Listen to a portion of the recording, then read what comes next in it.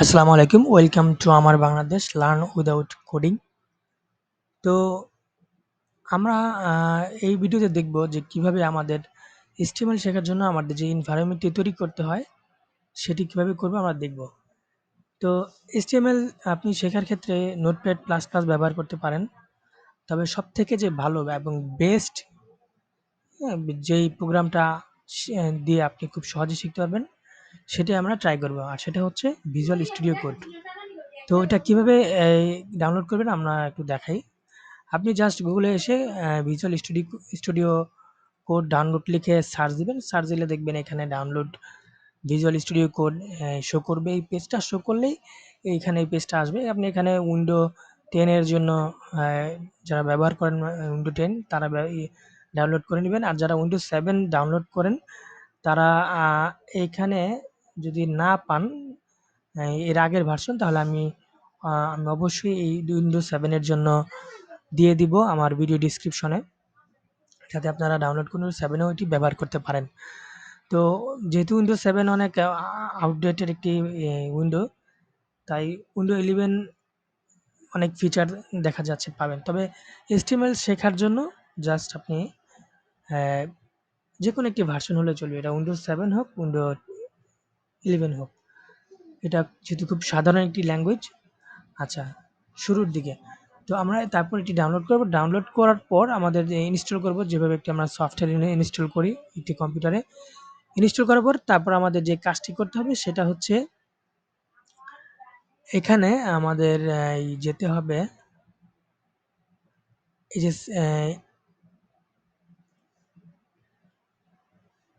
ভিউতে, ভিউতে গিয়ে এক্সটেনশনে যাব। আমরা এক্সটেনশনে গিয়ে একটি জিনিস আমাদের এক্সটেনশন এখানে ইনস্টল করতে হবে। অর্থাৎ আপনি এই সফটওয়্যারটি ডাউনলোড করবেন ফ্রি, কিন্তু এটার ভেতরে ইনস্টল অনেক এক্সটেনশন ফ্রি পাওয়া যায়। হ্যাঁ? তো এইখানে এই এক্সটেনশন গুলো আপনার এই কাজকে সহজ করবে।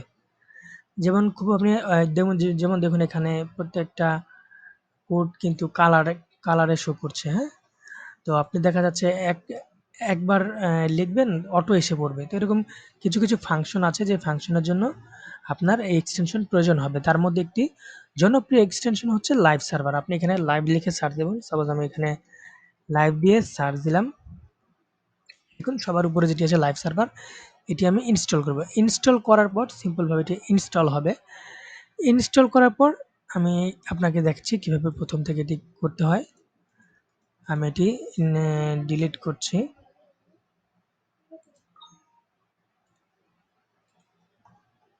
দেখুন আপনি আপনার এক্সটেনশন ইনস্টল করা হয়ে গিয়েছে। তারপর আপনি কিভাবে করবেন? ইনস্টল করা হলে দেখবেন এখানে গো লাইভ নামে একটি অপশন আপনার শো হবে, দেখাবে।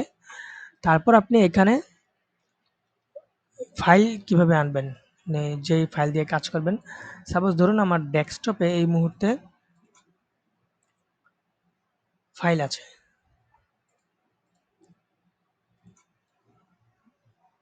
ফাইলটা হচ্ছে ডেস্কটপের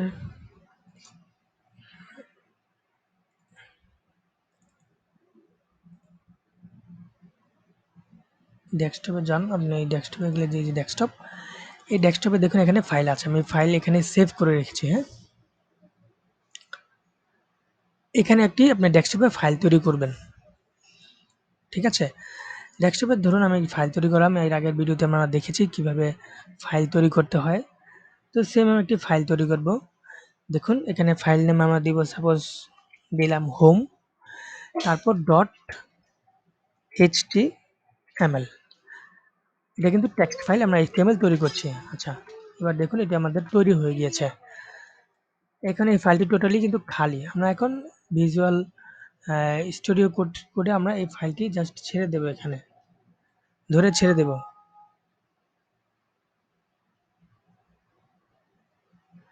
যেহেতু আমি এটা এই ইসে ডিলিট করছি। আচ্ছা যাই হোক, আমরা এখানে আগে আমার একটি ফাইল ছিল, সেজন্য আমাকে এই ওয়ার্নিংটা দিচ্ছিল। তো যাই হোক দেখুন এখানে ফাইলটা কিন্তু এখানে লোড হয়েছে। লোড হওয়ার পর দেখুন এই ফাইলটা যেমন খালি ছিল, এখানেও খালি শো করছে। তো এখন দেখুন এখানে এই ভিজুয়াল স্টুডিও যে মজার বিষয়, আমি যদি HTML লিখি, ঠিক আছে? HTML দেখুন HTML লেখার আগে আমাকে HTML অলরেডি কিন্তু আমার অনেক কিছু সাজেস্ট করছে। এখন যদি আমি এটা সিলেক্ট করে এন্টার প্রেস করে দেখুন আমার এখানে হেড সেকশন, তারপর এখানে বডি সেকশন দেখেছেন অটো এসে পড়েছে। আমার অনেক কাজ কিন্তু সহজ হয়ে গিয়েছে। আমরা এগুলো বিস্তারিত সামনে জানবো। তো এই ভিজুয়াল স্টুডিওতে এই একটা সুবিধা। আচ্ছা, তারপর আমরা যে কাজ করব সেটা হচ্ছে গো লাইভে আমরা যাব। এই যে আমরা যে লাইভ সার্ভারটি এক্সটেনশনটিতে ইনস্টল করেছিলাম, ক্লিক করব এখানে। ক্লিক করলে এখন দেখুন এটা শো করছে। এটা ডকুমেন্ট নামে আছে। এই দেখুন এখানে এটি টাইটেল ডকুমেন্ট দেওয়া আছে। এখন আমি যদি এখানে লিখি আমার বাংলাদেশ,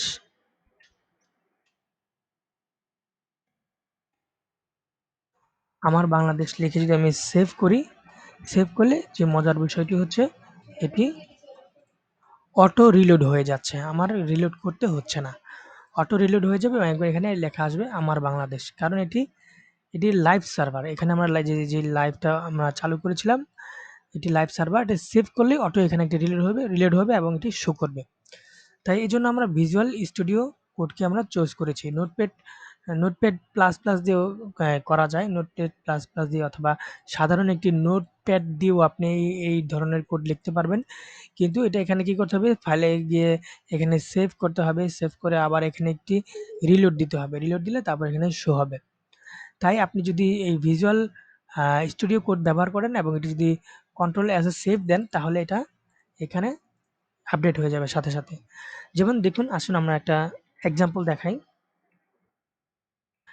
আমি এখানে একটা কোড লিখছি দেখুন।